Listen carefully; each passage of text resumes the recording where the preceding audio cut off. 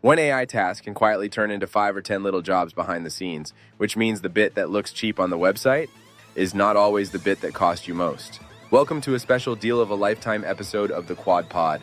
I'm Q. Today we are making sense of two phrases that sound far more dramatic than they need to be: tokens and total cost of ownership.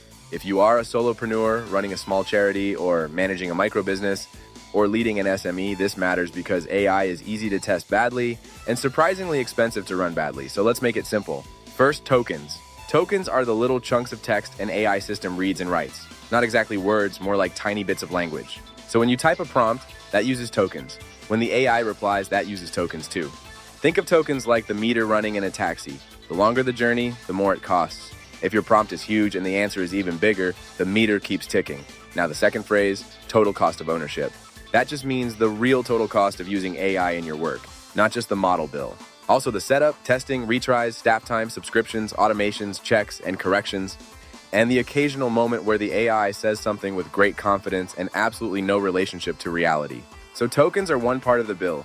Total cost of ownership is the whole bill. Here's the easiest way to picture it. Buying AI based only on token price is like buying a van based only on the price of petrol. Yes, petrol matters, of course it does. But if you run deliveries, the real cost is petrol plus insurance. Servicing, tires, breakdowns, admin, and the fact that someone still has to drive the thing and work out where they are going. AI is the same. The token price is the petrol.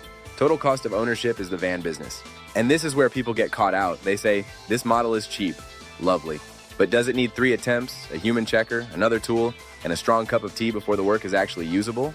That is the real question. Let's make this real for different kinds of organizations. If you are a solopreneur, maybe you use AI to draft client emails, social posts, or proposals. If you are a charity or nonprofit, maybe you use it to help with funding applications or volunteer communications. If you run a micro business or SME, maybe it is helping with customer support replies or internal notes, product descriptions, or meeting summaries.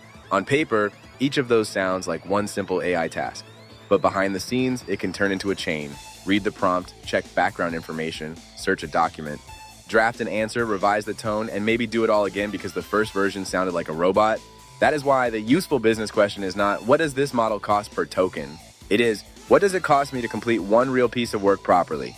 That is the number that matters when time is tight and budgets are tighter. Here's the big idea. The cheapest AI option on paper is not always the cheapest option in real life. A slightly better model can save money if it gets the job done faster, with fewer retries and less editing. For a solopreneur, that means more hours back. For a charity, that means less waste. For a micro business or SME, that means better output without hiring extra admin just to babysit the tool. This week, test one repeat task in your organization. Run it through your AI setup a few times. And track 3 things: cost, time saved, and how much human fixing was needed. Because once you measure those, you stop guessing. And when it comes to AI costs, guessing is expensive. Pick one task, measure it, and see if your AI is actually worth keeping. I'm Q. See you next time on the Qwod Pod.